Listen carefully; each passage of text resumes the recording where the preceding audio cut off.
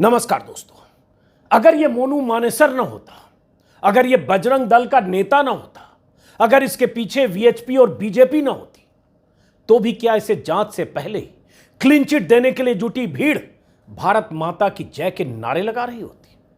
अगर ये मोनू मानेसर न होता, तो भी क्या इसकी गिरफ्तारी से पहले एक राज्य की पुलिस को ऐसी धमकी मिल रही होती? ऐसी धमकी कि खबरदार, अगर राजस्थान पुलिस ने मोनू मानेसर या उसके साथियों को गिरफ्तार करने की कोशिश की, गांव आने की हिम्मत की, तो आएगी तो अपने पांव से, लेकिन अपने पांव पर वापस नहीं जाएगी। सुनिए, अगर राजस्थान पुलिस ने हमारे साथियों को, उनके परिवार को परेशान किया, तो ये स्पष्ट सुन ले कि वो राजस्थान पुलिस इस मामले में आएगी तो अपने पांव से, लेकिन वापस अपने पांव से नहीं जा पाएगी।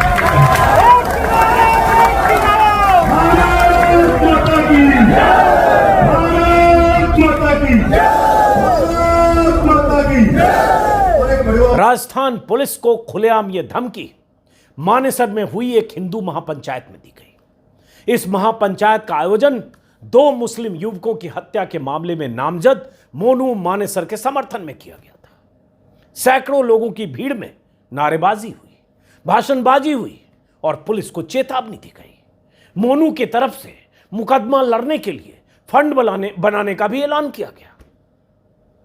भारत माता की जय के नारों के बीच उस शख्स को बचाने के लिए भीड़ जुटी आज, जिसकी तलाश जुनैद और नासिर नाम के दो युवकों की हत्या के मामले में की जा रही है।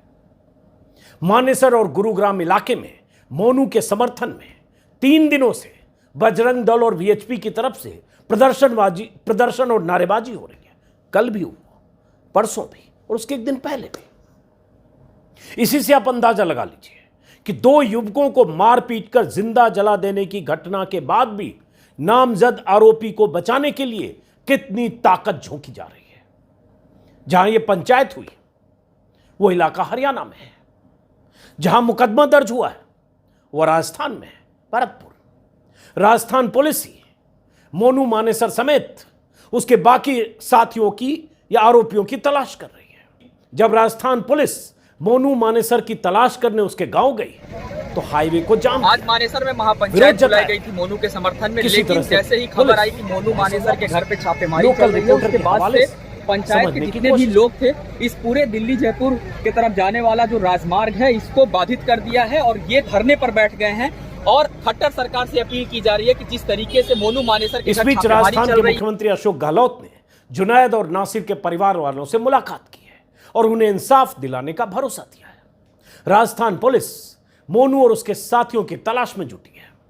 अब तक एफआईआर में नामजद रिंकू सैनी नाम के एक शख्स की गिरफ्तारी के बाद पुलिस को काफी जानकारियां भी मिली है, लेकिन बाकी 8 आरोपियों की अभी गिरफ्तारी होनी है। उन्हीं में से एक मोनू मानेसर भी है। राजस्थान पुलिस की कई टीमें हरियाणा पुलिस से तालमेल करने में जुटी है।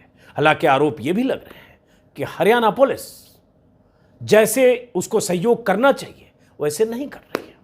कौन है ये मोनू मानेसर? शायद अब तक आप जान चुके होंगे। वही गोरक्षा के नाम पर हथियारबंद गैंग चलाने वाला मोहित यादव, जिसे इलाके के लोग मोनू मानेसर के नाम से जानते हैं। वही मोनू मानेसर जिस पर भरतपुर के जुनैद और नासिर की बुरी तरह से पिटाई के बाद जलाकर मार डालने के आरोप है। वही मोनू मानेसर जो हरियाणा के कई जिलों में प्राइवेट आर्मी बनाकर कथित तौर पर गो तस्करों को पकड़ता है, कानून अपने हाथ में लेता है और हरियाणा पुलिस की मिलीभगत से हथियारबंद दस्ता बनाकर कई जिलों में सक्रिय रहता है। मोनू मानेसर हरियाणा सरकार के नोटिफिकेशन के मुताबिक जो काउ प्रोटेक्शन टास्क फोर्स बनाया गया है उसका सदस्य है और पुलिस वालों की मिलीभगत से हथियारबंद गोरक्षकों की आर्मी चलाता है। कट्टर हिंदुत्व का पोस्टर बॉय बना फिरता है, चैनलों को इंटरव्यू देता है, कई गाड़ियों के काफिले के साथ अत्याधुनिक हथियारों से लैस होकर चलता है, मुसलमानों के खिलाफ जहर उगलता है, हिंदू और हिंदुत्व के नाम न जाने क्या क्या कहता है, सीधे मारने की बात करता है, हिंदुत्ववादी मीडिया के संपर्क में रहता है, हिंदू राष्ट्र के पैरोकारों की तरफ मुहिम चलाता है। और ये सब इसलिए करता है क्योंकि उसे सरकार और पुलिस की खुली छूट है। अब उसी मोनू मानेसर की तलाश राजस्थान पुलिस कर रही है और उसे बचाने के लिए हिंदू राष्ट्र के पैरोकारों की तरफ से ऐसी पंचायतें हो रही है। ऐसे ही गोरक्षकों के लिए पीएम मोदी ने 2016 में एक चर्चित बयान दिया था जिसकी बहुत तारीफ हुई थी। पीएम मोदी ने खुद कहा था कि गोरक्षक के चोले में एंटी सोशल एलिमेंट अपनी बुराइयां छिपाते हैं, गोरक्षा के नाम पर दुकान चलाते हैं। एक बार पहले मोदी जी को सुनिए, फिर आगे की बात, ताकि आपको पता चले कथनी और करनी का फर्क क्या है। मैं कभी कभी ये जो गौरक्षा के नाम पर कुछ लोग अपनी दुकानें खोल करके बैठ गए हैं,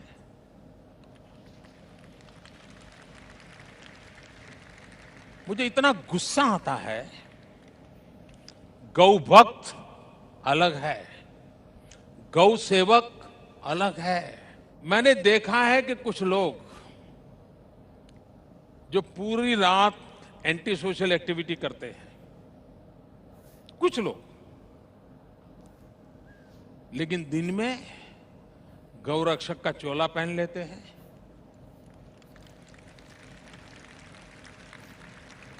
मैं राज्य सरकारों को अनुरोध करता हूं कि ऐसे जो स्वयंसेवी निकले हैं, अपने आप को बड़ा गौरक्षक मानते हैं, उनका जरा डोजियर तैयार करो। 70-80% ऐसे निकलेंगे जो ऐसे गोरख धंधे करते हैं जो समाज स्वीकार नहीं करता है, लेकिन अपनी बुराइयों को से बचने के लिए वैसे तो गौरक्षा का चोला पहन करके निकलते हैं। लेकिन मोनू जैसे कथित गोरक्षकों पर उनका यह बयान आज भी मुफीद बैठता है। खुद मोदी जी ने कहा था, पीएम मोदी ने, कि मैं तो राज्य सरकारों से अनुरोध करता हूं कि ऐसे गोरक्षकों का डोजियर निकालें और जांच करें। तो क्या हरियाणा सरकार देर से ही सही मोदी जी की नसीहतों पर अमल करेगी? हरियाणा में बीजेपी, मोदी जी बीजेपी के सबसे बड़े नेता, वैसे मोदी जी नसीहतें देते रहते हैं। यह अलग बात है कि उनकी पार्टी के ही कुछ लोग या ज्यादातर लोग उन पर अमल नहीं करते। कभी कभी तो अपने बयानों में मोदी जी भी अमल नहीं करते। जब कपड़ों से पहचाने जाने वाले बयान दे देते हैं या प्रज्ञा ठाकुर जैसों के लिए मन से माफ न करने की बात कहकर माफ कर देते हैं। खैर, मोदी जी का तो काम है कभी कभी ऐसी बातें करते रहना, और ऐसे कट्टर हिंदुत्ववादियों का काम है अपने एजेंडे के हिसाब से चालू रहना, क्योंकि उन्हें पता है कि उनकी गिरफ्तारी या उनके खिलाफ कार्रवाई आसानी से नहीं होगी। फिर लौटते मोनू मानेसर पर और जुनैद नासिर हत्याकांड पर। अब यह तो पुलिस की जांच से ही पता चलेगा कि जुनैद और नासिर की हत्या में किसका क्या रोल था, लेकिन एक बात तो साफ है कि उसे हरियाणा के फिरोजपुर झिड़का इलाके में कथित गोरक्षकों ने पकड़ा, गो तस्करी के शक में बुरी तरह से पीटा और उसे जला दिया गया। इतना कुछ होने के बाद भी अब तक होना क्या चाहिए था? मोनू को सलाखों के पीछे होना चाहिए था, लेकिन उसके समर्थन में ऐसी पंचायतें हो रही है, पुलिस को ही सबक सिखाने की धमकी दी जा रही है। और मोदी जी का तो बयान, डोजियर हरियाणा सरकार को अब तक निकाल लेना चाहिए था, निकला नहीं है। और यह सब किसके दम पर हो रहा है? साफ है, वीएचपी और बीजेपी के नेताओं के दम पर। हरियाणा में बीजेपी की सरकार है, इसलिए इन्हें पता है कि ये पुलिस को भी धमका सकते हैं। हालांकि धमकी इन्होंने राजस्थान पुलिस को दी है, क्योंकि गिरफ्तारी और तलाश राजस्थान पुलिस करेगी। अपहरण और हत्या के मामले में नामजद आरोपी के समर्थन में ये लोग सड़क जाम कर सकते हैं। इस तरह से कर सकते हैं जैसे मोनू न हुआ कोई बहुत बड़ा समाजसेवी हुआ जिसके साथ भयंकर नाइंसाफी हो रही हो। मोनू का ट्रैक रिकॉर्ड इस बात की गवाही देता है कि 7-8 सालों में उसने 40-50 लड़कों का एक हथियारबंद गिरोह बनाकर, जी हां, मैं इसको गिरोह कर रहा हूं क्योंकि उसका तौर तरीका गिरोह की तरह है, गैर कानूनी ढंग से वो सक्रिय है। और गिरोह करने की मेरे पास पर्याप्त वजह है, क्योंकि जिस तरह से वो काम कर रहा है, हथियारबंद दस्ते के साथ फायरिंग करते हुए चेंज करता है, ये पुलिस का काम है, उसका नहीं। लेकिन पुलिस की सरपरस्ती उसे मिली हुई है, इसलिए कई बार पुलिस से भी 2 कदम आगे रहता है। मारपीट से लेकर गोली चलाने और हत्या के प्रयास के मुकदमे उस पर पहले से भी है। जनवरी में भी वारिस नाम के एक युवक की हत्या में उसका नाम आया था, लेकिन कोई आंच नहीं आई। बीजेपी सरकार के शह और हरियाणा पुलिस की मिलीभगत से मोनू अपना दबदबा बढ़ाता चला गया। अब जब 2 मुस्लिम युवकों की हत्या के बाद मामले ने तूल पकड़ा, तो एक बार फिर से जांच हो रही है। लेकिन जांच से पहले ही मोनू को क्लीन चिट दी जा रही है, हिंदुत्ववादियों की तरफ से, वीएचपी की तरफ से, बजरंग दल की तरफ से। इस बीच हरियाणा के गोपालगढ़ थाना प्रभारी राम नरेश का एक स्टिंग वीडियो भी सामने आया है, जिसमें वो पुलिस वाला बता रहा है कि जुनैद और नासिर की बुरी तरह से पिटाई की गई थी और सबूत मिटाने के लिए 200 किलोमीटर दूर ले जाकर गाड़ी में डालकर दोनों को जला दिया गया। अब तक जो जानकारी आ रही है उसके मुताबिक जुनैद और नासिर की हत्या में गिरफ्तार कथित गोरक्षक रिंकू सैनी ने भी कबूल किया कि दोनों को पीटा गया था। यह भी कहा जा रहा है कि बुरी तरह से घायल हालत में रिंकू अपने साथियों के साथ दोनों युवकों को, नासिर और जुनैद को, पहले फिरोजपुर झिड़का थाने ले गया जो हरियाणा में है, वहीं पकड़ा भी गया। सीमावर्ती इलाका है राजस्थान और हरियाणा का, ताकि मौत से पहले उसकी गिरफ्तारी थाने में दिखा दी जाए। लेकिन पुलिस वालों ने नासिर और जुनैद की हालत देखकर उन्हें थाने में रखने से मना कर दिया, क्योंकि लगा कि इल्जाम उन पर न लग जाए अगर दोनों की मौत हो जाए। उसके बाद रिंकू ने दोनों को वहां से करीब 200 किलोमीटर दूर ले जाकर उसी बोलेरो गाड़ी में जिससे वो आए थे भरतपुर से, उन्हें जला दिया, जिसमें दोनों युवकों का नरकंकाल बरामद हुआ। यहां हरियाणा पुलिस की भूमिका भी संदिग्ध है। कायदे से तो उस थाने के पुलिस वालों के खिलाफ अब तक सख्त कार्रवाई हो जानी चाहिए थी, जिस थाने के पुलिस वालों ने पिटाई के बाद जुनैद और नासिर को रिंकू सैनी के हवाले छोड़ दिया कि यहां से ले जाओ, कहीं और ले जाओ, जबकि रिंकू और उसकी गैंग की गिरफ्तारी होनी चाहिए थी उसी वक्त उसी थाने में, और जुनैद और नासिर को तत्काल अस्पताल पहुंचाया जाना चाहिए था। पुलिस की पहली ड्यूटी यही थी, लेकिन पुलिस ने दोनों काम नहीं किया और अपनी बला टाल दी, और उसके बाद दोनों का नरकंकाल बरामद हुआ उसी बोलेरो गाड़ी में। जुनैद और नासिर की हत्या करने वाले आरोपियों में से रिंकू सैनी, लोकेश सिंगला और श्रीकांत के बारे में इंडियन एक्सप्रेस के हवाले से आज ही पता चला, आज खबर विस्तार से छपी है कि ये तीनों हरियाणा पुलिस के लिए मुखबिरी का काम करते थे। कई मौकों पर गो तस्करों के खिलाफ कार्रवाई और छापे में भी पुलिस के साथ होते थे। कई बार ऐसी कार्रवाई के बाद एफआईआर में इनके नाम शिकायतकर्ता और गवाह के तौर पर भी दर्ज कर लिए जाते थे। मतलब पुलिस से बहुत क्लोज होकर काम करते थे उस गैंग के लोग जिन पर आरोप है दोनों युवकों की हत्या का। 14 फरवरी की रात जुनैद और नासिर को पकड़े जाने से पहले भी रिंकू सैनी की मुखबिरी पर एक एफआईआर दर्ज की गई थी।